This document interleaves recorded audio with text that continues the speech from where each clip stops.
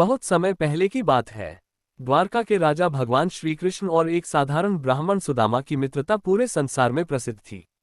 दोनों बचपन में संदीपनी ऋषि के आश्रम में साथ पढ़ते थे। उस समय दोनों में गहरी मित्रता हो गई थी।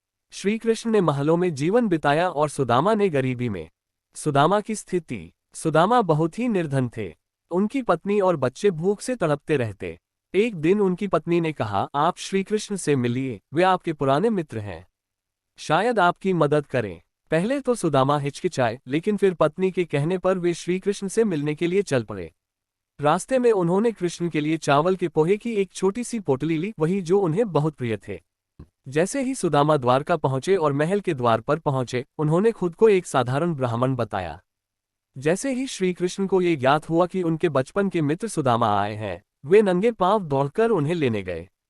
श्री कृष्ण ने सुदामा को गले से लगाया, उन्हें सिंहासन पर बैठाया, उनके पैर धोए और प्रेम से उनके साथ भोजन किया। सुदामा भावविभोर हो उठे, लेकिन वे अपनी गरीबी का जिक्र नहीं कर पाए। उन्होंने चुपचाप वह पोहे की पोटली श्री कृष्ण को दी, जिसे पाकर कृष्ण भावुक हो गए। सुदामा वापस अपने गांव लौटे। जब वे अपने घर पहुंचे तो देखा कि उनकी झोपड़ी एक सुंदर महल में बदल चुकी थी। उनकी पत्नी रेशमी वस्त्रों में थी और घर में सुख सुविधाओं की कोई कमी नहीं थी। कृष्ण और सुदामा की मित्रता हमें सिखाती है कि सच्ची मित्रता समय, स्थिति या स्थान की मोहताज नहीं होती। सच्चा मित्र वह होता है जो निस्वार्थ प्रेम करता है और जरूरत के समय बिना कहे सहायता करता है।